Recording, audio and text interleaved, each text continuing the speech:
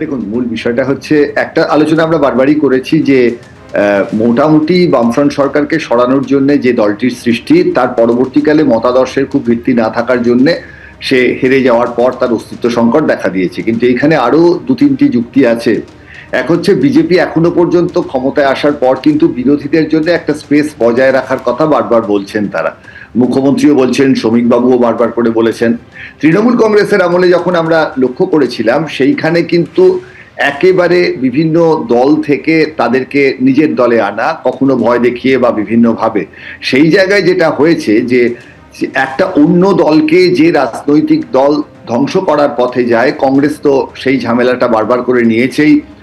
বিজেপির সঙ্গে তৃণমূল নিয়ে প্রচুর আলোচনা আমাদের হয়েছে, যার মধ্যে সেটিং তত্ত্বও এসছে, কিন্তু সেখান থেকেও অনেক মানুষকে যখন আনা হয়েছে, কিভাবে আনা হয়েছে বা কতটা ভয় দেখানো হয়েছে, 2021 যে বিধানসভা নির্বাচন, তারপর যে ধরনের বিজেপি সমর্থকরা ভীষণভাবে তারা অত্যাচারিত হয়েছেন, এই গোটা ঘটনাগুলোর মাধ্যমে তৃণমূল কংগ্রেস একটা বিরোধী শূন্য রাজনীতির ক্ষেত্র প্রস্তুত করতে চেয়েছে।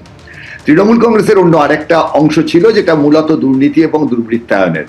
হয়তো খুব সামান্য কিছু মানুষ তৃণমূল কংগ্রেসে ছিলেন যারা মতাদর্শগতভাবে কিছুটা বাম বা অতি বামপন্থী, যাদের মূল লড়াইটা ছিল যে বিজেপির বিরুদ্ধে লড়াই করতে হবে, একটা হিন্দু রাষ্ট্রবাদের বিরুদ্ধে লড়াই করতে হবে। তার জন্য আমরা একটা ছোট দল, আমরা পারছি না, আমরা তৃণমূল কংগ্রেসের ছায়ার তলায় গিয়ে, একটা বড় প্ল্যাটফর্মের তলায় গিয়ে লড়াই করব। এই ধরনের কিছু মানুষ তারা এখনো দেখবেন নিশ্চিন্তেই আছেন, তারা তৃণমূলের এই ধরনের রাজনীতির সঙ্গে যুক্ত হননি। এখন তাদের দেখতে হবে তারা কিভাবে তাদের রাজনীতি এগিয়ে নিয়ে যান। এই জায়গায় অন্য রাজনৈতিক দলকে সম্পূর্ণ ধ্বংস করা, তার চেষ্টা, নিজেদের যে দুর্নীতি এবং দুর্বৃত্তায়নের চক্কর এবং মতাদর্শের একেবারে অভাব, এই বিষয়গুলি মিলে একটা মানুষের কাছে এমন পরিস্থিতি সৃষ্টি হয়েছিল যেখানে পাড়ায় পাড়ায়, অঞ্চলে অঞ্চলে তৃণমূল কংগ্রেসের নেতাদেরকে এই নির্বাচনের পর সাধারণ মানুষ কিন্তু তাদের বিরুদ্ধে কথা বলছেন। অনেক ক্ষেত্রে যে ধরনের পরিস্থিতির সৃষ্টি হচ্ছে সেটা একটা আমাদের মতো গণতান্ত্রিক দেশে নিশ্চয়ই বাঞ্ছনীয় নয়। চাউসেস্কুর সময় যে ধরনের ঘটনা ঘটেছিল, সেই ধরনের ঘটনা পশ্চিমবঙ্গে ঘটবে কেন, সে আবেদন বর্তমানের বিজেপি সরকারের কাছে থাকবে।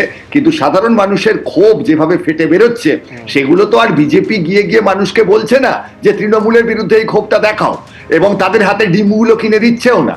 অর্থাৎ সাধারণ মানুষ যেভাবে বিরক্ত হয়েছেন, সেই বিরক্তি তৈরি করার যে রাস্তাটা, সেই রাস্তায় তৃণমূল কংগ্রেস নিজেদের রাজনৈতিক ধ্বংসের বীজটাও বুনে রেখেছিল অগণতান্ত্রিকতা দিয়ে।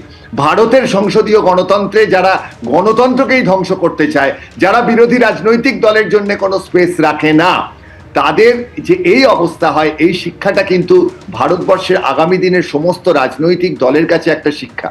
সিপিআইএম এ রাজ্য থেকে চলে গেছে, বিজেপি অনেক রাজ্যে জিতেছে, আবার হেরেছে। তৃণমূল কংগ্রেস কিন্তু এই জিনিসটা তৈরি করলো যেটা কেউ দেখেনি, কংগ্রেস অনেক রাজ্যে হেরেছে, সমাজবাদী পার্টি হেরেছে। কিন্তু এই ধরনের ঘটনা পশ্চিমবঙ্গে সাম্প্রতিককালে যেটা ঘটলো, সেটা সারা ভারতবর্ষের অন্য কোনো রাজ্যে কোনো রাজনৈতিক দল হেরে যাওয়ার পর এই ঘটনা ঘটেছে আমরা কিন্তু দেখিনি। এবং তার আগেই প্রচুর নেতানেত্রী জেলে গেছেন, জেলে যান অনেক সময়। রাজনৈতিক দলের নেতানেত্রীরা জেলে যান না এমন নয়, অনেক সময় ষড়যন্ত্র হয়। কিন্তু তৃণমূল কংগ্রেসের ক্ষেত্রে ঘটনাগুলি বারবার যেভাবে সামনে এসেছে, সেটা কিন্তু একেবারে রাস্তাটা তৈরিই ছিল। আজকে বিরোধী দল হিসেবে বিজেপি উঠে আসার পর সাধারণ মানুষ বিজেপিকে তাদের রক্ষাকর্তা মনে করে, আইনের শাসন আসছে মনে করে তারা কিন্তু এই প্রতিবাদের রাস্তাটা বেছে নিয়েছেন। এবং এই জায়গাটা আমাদের সংসদীয় গণতন্ত্রে, আমাদের আইনি ব্যবস্থার মাধ্যমে কিভাবে সামলাবেন এখন, সেটা সত্যি বিজেপির রাজ্য সরকারের কাছে। তারা উন্নয়ন নিয়ে আগামী দিনে কি করবেন এই আলোচনার বাইরে এই ডিমগুলোকে ছোড়া, তা আটকানোর জন্য কি করবেন, তাদের হয়তো অনেকটা সময় চলে যাবে। ফলে এই যে একটা রাজনৈতিক এবং গণতন্ত্র ধ্বংসের পরিস্থিতি তৃণমূল কংগ্রেস সৃষ্টি করেছে, যে পরিস্থিতিটা অন্য রাজনৈতিক দলকে শিক্ষা দেবে।